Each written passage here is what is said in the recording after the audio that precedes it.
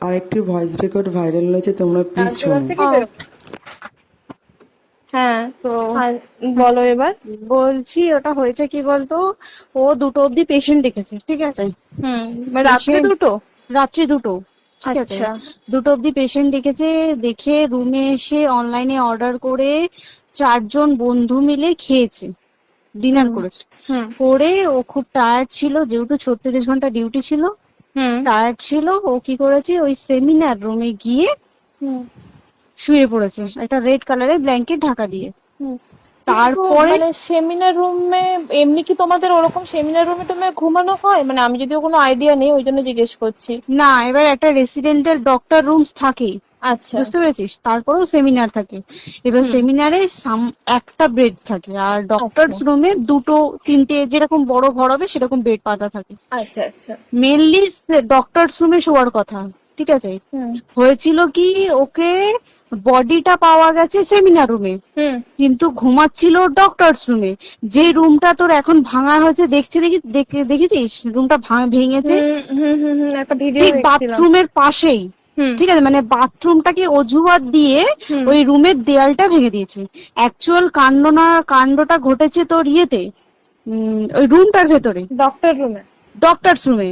Doctors রুমে ঘটনাটা ঘটেছে, ওই বডিটাকে তো ডক্টর ধস্তাধস্তি। রুমে ওই দিন আর কেউ ছিল না, খালি মানে অনলি ওই দিদিটাই ঘুমাচ্ছিল? হ্যাঁ, এবার তোকে আমি বলি, অন কলে নিশ্চয়ই একজন থাকবে না, ও হুম জুনিয়র সিনিয়র মিলে থাকে। এমনকি থার্ড ইয়ার একজন থাকবে, সেকেন্ড ইয়ার একজন থাকবে, হুম প্লাস ফার্স্ট ইয়ারে ইন্টার্নশিপরা যারা থাকে তারা ইন্টার্নরা থাকে। হুম আর চেস্ট এমন একটা ওয়ার্ড হচ্ছে, কোভিড এর পর থেকে প্রায় হামেশাই সবার শ্বাসকষ্ট হচ্ছে, মানে আসছে মানেই শ্বাসকষ্ট হচ্ছে। হুম আর চেস্ট ওয়ার্ড আর চেস্ট মেডিসিন দুটোই হুম পাশাপাশি ওয়ার্ড, হুম ঠিক আছে। হুম। তো কেউ কি শুনতে পায়নি? কেউ শুনতে পায়নি। হ্যাঁ, ওটাই তো আমি ওই দিনকে ওটাই ভাবছিলাম এবার যে। দেখ, ধস্তাধস্তি করাতে একটা নিশ্চয়ই চিৎকার হয়, একটা ভাইলেন্ট হয়, হুম হুম বুঝতে পেরেছিস। হুম তারপরে আবার কি, যে 4জন ওর সাথে খেয়েছে তারা কোথায়, তারা কেন মিডিয়ার সামনে আসছে না? হুম তাই ঠিকই তো, তো। তারা কেন আসছে না? তোমার ওই দিন ডিউটি ছিল না রাতে? ওই দিনকে আমি নাইটে ডিউটি করছিলাম, আচ্ছা। আমি নাইটে ডিউটি করে এসেছি, আমার লাস্ট নাইট ছিল। তো হুম আমার তো 3 দিন নাইট থাকে, তিন হুম দিন নাইট থাকার পর লাস্ট নাইট ছিল, লাস্ট নাইটের পর বুধবার আমার লাস্ট নাইট, বুধবার রাতে ঘটনাটা ঘটেছে। হুম আমি বাড়িতে এসেছি, রীতিমতো বাড়িতে এসে শুয়ে পড়েছি। 3টের সময় আমার কাছে ফোন এসছে যে সবাইকে ডেকে পাঠিয়েছে, ইমিডিয়েট আয়। হুম। তখন গিয়ে দেখি আরজি করে এই অবস্থা, পুরো গোটা হাসপাতালকে ডেকে পাঠিয়েছিল। গিয়ে দেখি পুলিশ ছয়লা, মানে আর ওকে যেভাবে, আমি তো বডিটা দেখেছি রে, মানে আমাদের এখনো পর্যন্ত চোখ থেকে নামছে না। রীতিমতো মনে হচ্ছে মেয়েটা যেন আমাদের পাশে পাশে ঘুরছে, হুম একদম হুম হুম এরকম, মানে মানে অদৃশ্যমান। মানে আমরা এরকম ভাবতে পারছি না যে এরকম ভূত হুম থাকে বা একটা স্পিরিট থাকে বা কিছু। এখন আমরা বুঝতে পারছি না ওর আত্মাটা এখনো ঘুরছে আমাদের আশেপাশে। দেখ, ও আমার তলাটায় নাকি, তো ওর থেকে ও থাকে 4তলায় ঘটনাটা ঘটেছে, ঠিক 2টো ফ্লোর নিচেই আমি থাকি, আমার আচ্ছা। রুমটা, ঠিক আছে। কিন্তু তাও আতঙ্কে আমরা মানে একদম স্তব্ধ হয়ে গেছে আরজিকরটা। কিন্তু ব্যাপারটা হচ্ছে, তাহলে ডক্টর রুম থেকে ওকে সেমিনার রুমে নিয়ে যাওয়া হয়েছে? হ্যাঁ, অবশ্যই নিয়ে যাওয়া হয়েছে। এবার দেখ, নিয়ে যাওয়া হয়েছে, ওকে যেভাবে মারা হয়েছে এটা একার পক্ষে সম্ভব অসম্ভব, না দিস একদম। Is a impossible. পুরোপুরি গ্যাং রেপ ছাড়া কোনো কিছু নয়। আর শুধুমাত্র রেপ নয়, রেপ হলো, করলো, ছেড়ে দিল, ঠিক আছে, ওকে রীতিমতো মার্ডার করেছে। মানে মানে হিসেব মতো যা বুঝছি মানে তোমার কথাতে, হ্যাঁ, ওটা হচ্ছে ওর ওই বন্ধু বান্ধব মেয়েতে ইয়েস, জড়িত। এক্স্যাক্টলি। হয় ওর বন্ধু বান্ধব কেউ, ঠিক আছে, মানে 4জনের মধ্যে কেউ, আইদার ওকে এমন কিছু করতে বলে। দেখ, বড় বড় কোম্পানিতেও তো এরকম হয়, মানে হুম হয় তুমি আমার সাথে কম্প্রোমাইজ হুম করো, নয় হুম তুমি হুম চাকরি হুম ছেড়ে চলে হুম যাও, হুম হুম হয় তো। হুম হুম এ- এখানেও সেরকম কিছু একটা হয়েছে। যাকে যে ক্রাইম করেছে সেও কিন্তু নর্মাল ডক্টর নয়, কিন্তু সেও একটা ভালো পোস্টে র্যাঙ্ক করছে, বুঝতে পেরেছিস। তবেই কিন্তু পুরো ব্যাপারটাকে হসপিটাল চেপে যেতে চাইছে, পুরো ব্যাপারটাকে। তাহলে এই সিভিক যে, ও কোথা থেকে আসছে? এবার তোকে আমি বলি ওটা কোথা থেকে আসছে। আমাদের প্রিন্সিপাল চেঞ্জ হয়ে গেছে, ডেপুটি সুপার চেঞ্জ হুম হয়ে গেছে, তারপরে আমাদের ওই অ্যাসিস্ট্যান্ট সুপার চেঞ্জ, সব চেঞ্জ হয়ে গেছে। হুম তারপরে যে ওয়ার্ডের ডাক্তাররা ছিল, সিস্টাররা ছিল, ওয়ার্ড বয়রা ছিল, মাসিরা ছিল, সবাইকে ডেকে এখন সাসপেন্ড করা হয়েছে। তারা কোথাও যেতে পারবে না, রোজ গিয়ে কোর্টে গিয়ে দেখা করছে। আজকেও কোর্টে গেছিল সবাই। হুম তারপরে উম, তারপরে তোমার তোর এগুলো হলো, তারপরে তোর কি বলে, আরে বল না, ওই সিবিআই এটা হয়েছে কি, মানে ও সেই সঞ্জয় রায় যে ধরা পড়েছে, হুম অ্যাকচুয়াল কিন্তু ও নেই, হুম ঠিক আছে? ওর এতটা ক্ষমতাই হয় না। ও অত রাত্রে কি করতে যাবে? হুম ও অত রাত্রে ওখানে কি করতে যাবে? ও না পেশেন্ট, ও নাকি বলছে দালাল পেশেন্ট নিয়ে গেছে। তো পেশেন্ট নিয়ে যখন গেছে, দিদিটার রুমে যখন যাবে, নিশ্চয়ই দিদিটার রুমে কোনো কাগজপত্র দেখাতে যাবে। সেই অবস্থায় গিয়ে দেখে যে এরকম এরকম ঘটনা, তা ঝাঁপিয়ে পড়েছে ওর উপরে। হুম এরকম কিছু কি, তাও কিছু নয়, শুধু গেছে দেখছে ড্রিঙ্ক অবস্থায়, ওকে ক্যামেরায় দেখা গেছে ড্রিঙ্ক অবস্থায় গেছে আর এসছে, এইটুকুই দেখা গেছে। তারপরে হচ্ছে কি, তোর অনেক রকম, এখানে অনেক রকম ব্যাপার আছে। যে দিনকে ঘটনাটা ঘটে তার ঠিক দুদিন পরে ওই সেমিনার বাথরুমের অজুহাত দিয়ে ডক্টর যে রুমের দেওয়ালটা আছে, ওই দেওয়ালটা ভেঙে দিয়েছে। কেন? প্রথমে ওকে বললো সুসাইড করেছে, আমাদের যখন ফার্স্ট খবর আছে তখন সুসাইড করেছে। হুম তারপরে যখন হসপিটালে যাই তখন গিয়ে শুনছি নাকি না, সুসাইড করেনি, এটা রেপ করেছে, রেপ করে মার্ডার করা হয়েছে। হুম বুঝতে পারলি, এখানে বিশাল বড় একটা গেম চলছে। এবার আর যে ওর উপর কি রাগ ছিল মানে? হ্যাঁ হ্যাঁ হ্যাঁ হ্যাঁ হ্যাঁ হ্যাঁ, একদম আমি তো কি বললাম, শোন, তুই যদি কারোর সাথে কম্প্রোমাইজ করি তাহলে তোর পোস্ট বাড়বে, হুম হুম তুই হুম কারোর সাথে কম্প্রোমাইজ করবি না, তোকে মার্ডার করে দেবে। মানে মানে ওরকম টাইপের কিছু বলছো তো? এরকমই টাইপের কিছু একটা ছিল। আইদার খুব রাফ, মানে খুব রাগ, খুব মানে খুব ওর উপরে খুব ফ্রাস্ট্রেশন ছিল, যারই ছিল খুব ফ্রাস্ট্রেশন ছিল। শুধু ওকে মারিনি রে, রীতিমতো মার্ডার করেছে। ওর যে ক্ল্যাচারটা ছিল, হুম, ওর আমি শুনেছি এটা। ওর ইউরিনের রাস্তায় ক্ল্যাচারটা ঢুকিয়ে দিয়েছে, তুই জানিস? মানে কি বলবো, মানে ওকে দেখা যাচ্ছে না, আমরা তো দেখেছি নিজের চোখে, ওকে দেখা যাচ্ছে না। মানে একটা ব্লিড, মৃত্যু কতটা, মানে এই তো মানে প্রচন্ড কষ্ট পেয়ে একটা মেয়ে মারা গেল। আর ওর যে গলাটা চেপে ধরেছে, আহ, ওর ওই চেপে ধরাতে মানে এতটাই জোরে চেপে ধরেছে যে চোখ ফেটে রক্ত বেরিয়েছে। ছি, ছি, ছি। বুঝতে পেরেছিস? মানে মানে কি বলতো, যদি ধরা পড়ে না, উচিত মানে যারা এটার সঙ্গে দায়ী না, আর এই ওদের যে সিবিআইটা হয়েছে, সিবিআইটা একমাত্র আমাদের জোরেতেই সিবিআইটা এসছে।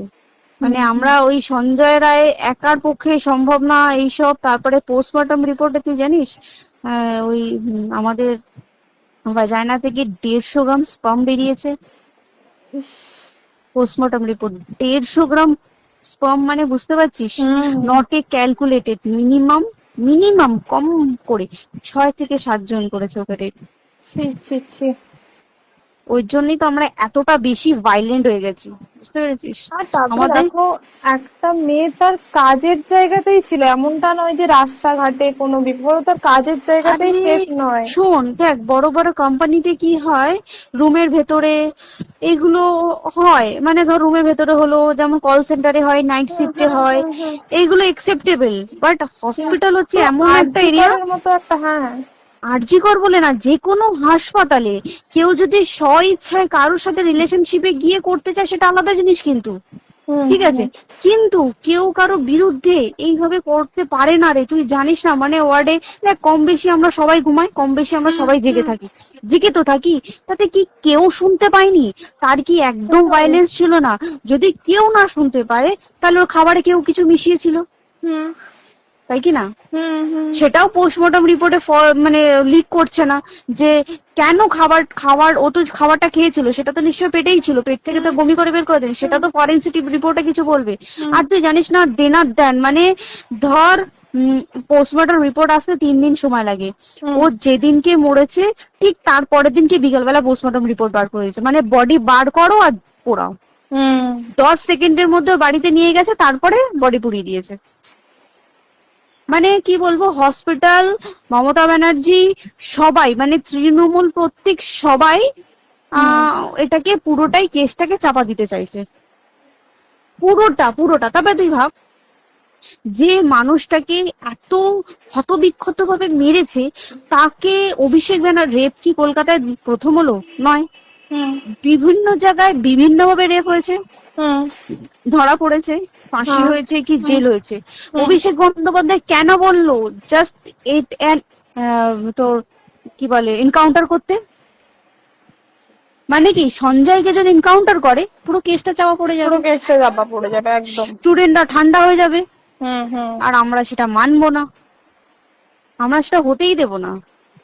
তাতে যদি চাকরি মানে আরজিকরটাকে সিল করতে হয় তাতেও আমরা রাজি আছি, সিল করে দেওয়া হোক আরজিকর, সিল করে দেবে মনে হচ্ছে যদি ঠিকঠাক ভাবে। এবার ওই জন্য আমাদের দাবিতে সিবিআই এসছে। এবার তুই একটা কথা বল, যখন দেখতে পাচ্ছে মমতা ব্যানার্জি যে কলকাতা পুলিশ আমাদের জন্য কিছু করতে পারছে না, আমরা কিছু মানতে পারছি না, 7 দিন ধরে বার করতে পারছে না, তাহলে সেটা 2-3 দিনের মধ্যে কেন হ্যান্ড ওভার করে দিল না? হুম তাই তো। তাই কি না? তারপরে দেখ পিডব্লিউডি একটা লো পোস্টের মানুষ, মানে যারা ভাঙচুর করে, মানে সিমেন্টের যারা কাজ করে তাদেরকে পিডব্লিউডি বলে। হুম এবার পিডব্লিউডির নিশ্চয়ই হায়ার অথরিটি থেকে অর্ডার এসছে তবেই ওরা গিয়ে ভেঙেছে, ওরা নিশ্চয়ই পাগল নয় দুম করে গিয়ে কোনো গভর্নমেন্ট প্রপার্টি ভেঙে দেবে। হুম অর্ডারটা কে পাস করলো যে এখনই চেস্ট ওয়ার্ডটাকে ভাঙতে হলো? সিবিআই আসা পর্যন্ত অপেক্ষা করতে পারতো। কারণ আজকে অত বড় বিক্ষোভ হবার কারণ কি হচ্ছে, একটাই কারণ যে মেয়েটি মারা গেছে ঠিক আছে, কিন্তু তাকে এত বেশি মলেস্ট করে, এত বেশি রেপ করে বা বেশি ওকে মেরেছে, তার কি কোনো প্রতিবাদ নেই? তুই কোথায় সেভ পাবি তুই আমাকে বল? তুই ধর চাকরি ছেড়ে আজকে সরকারি চাকরি ছেড়ে তুই প্রাইভেটে যাই, প্রাইভেটও তো তাই একই অবস্থা, একদম একদম। প্রাইভেটেও একই অবস্থা। তুই কোনো চায়ের দোকান খুলে বসবি, অনার্সশিপে তুই বসলেও তাও এসে তো হাজার ছেলেরা থাকে, হাজার ছেলেরা টিজ করে, তুই কোথায় কি করবি? তাহলে আমাদের সেফটি কোথায়? আমাদের মুখ্যমন্ত্রী মমতা ব্যানার্জি সে একটা লেডি হয়ে তাহলে আমাদের কি সেফটি দিয়েছে? আমাদের কি লক্ষ্মী ভান্ডার দিলে this is a problem solve? পুরো মাসের আমাদের কি সব খরচা চলে যায় লক্ষ্মী ভান্ডারে? জানি না, আই ডোন্ট নো, মানে আমরা প্রচুর ক্ষেপে আছি, প্রচুর, মানে এর বিচার না চাওয়া পর্যন্ত তুই ভেবে চল কি এটা সলভ হবে না। আমরা মানে বিচার আমি নিয়ে আমি কথা বলবো। 2 দিন ধরেই ভাবছিলাম তোমাকে ফোন করবো, কিন্তু মানে এটা ওটাতে হয়ে উঠছে না। আর তোমাকে তো আমি ওই দিন রাতেই হোয়াটসঅ্যাপ করলাম না, হ্যাঁ হ্যাঁ এবার হ্যাঁ তখনই না আমি ব্যাপারটা অতটা বুঝতে পারিনি। আর আমার তার পরের দিনই ভোরবেলা ডিউটি, তো হ্যাঁ, আমি খুব তারপরে সাবধানে থাকিস রে, আর খুব বলো না, সাবধানে না না, থাকিস। হ্যাঁ তাই তো এখন মানে আর তোমরাও সাবধানে থাকো সবাই। কি বলবো বল, কিছু বলার নেই। দেখ আমাদের মধ্যবিত্ত মানুষরা আমাদের চাকরি করে খেতেই হবে, সোজা কথা, একদম একদম। তাই কিনা বল? বাবা এত পুঁজি নেই যে বসে বসে অত খাবো, ঠিক আর আছে? সেই মেন্টালিটিও নেই, পুঁজি হ্যাঁ যদিও থাকে মেন্টালিটিও নেই হ্যাঁ যে এবার বাবার তুই, পুঁজিতে খাবে। এবার একটা কথা তুই বল, চাকরিটা কোথায় গিয়ে করবো তুই একটা বল? কোন সেটাই। স্টেটে গিয়ে চাকরি করবো তুই আমাকে বল? ওই যেমন মানে এটা হয়তো আমার মা যেমন বাড়িতে থেকে 7টার মধ্যে ঢুকে যাও, দিদিকে তো ধরো অনেক রাত অব্দি 9:30 10টা অব্দি ল্যাবে থাকতেই হয় না। এবার তুই কি করবি বল, কি করবে করবি? বলো তো, এখন কিছু নেই। করার আছে? দেখ ল্যাবেও তো সব ছেলেরা আছে, ছেলে হ্যাঁ আছে মেয়ে আছে, তুই একদম। কাকে বারণ করবি, তুই কাকে বিশ্বাস করবি? তুই বল, তুই ধর কলিগদের সাথে খেতে বসেছিস, ঠিক আছে, তোর টিফিনটা যদি কেউ চাইলো তুই তাকে না দিয়ে পারবি? না একদমই। আর কার মনে যে কি আছে সেটাই তো খুব কি সমস্যা। বলবি বল? এবার তুই বল খাবারটা যে খাবি, তোর টিফিন কেউ চাইলো বা তোকে যদি কেউ বললো কি একটু একটু খা, যেমন আমরা শেয়ারে হয় স্কুলে যেটা আমাদের শিখে আমাদেরও হয়, এসেছি, যেটা হ্যাঁ স্বাভাবিক, এটা সবারই এটা তো হয়। স্বাভাবিক। তুই বল তাতে যদি এরকম অবস্থা হয় তাহলে কি করবে মানুষ, তুই আমাকে বল? আজকেও তো তাই আমাদের দেখ না, 11টা থেকে আমাদের তোর ক্যান্ডেল দিয়ে হোয়াইট ড্রেস পরে সব শ্যামবাজারে একতা হবে। এখন আবার বৃষ্টি শুরু হয়েছে, কে জানে বৃষ্টি, কি প্রচুর বৃষ্টি শুরু হলো। কি হবে জানি না। ঠিক আছে গো, টাটা। হ্যাঁ হুম চল টাটা। হুম হুম হুম।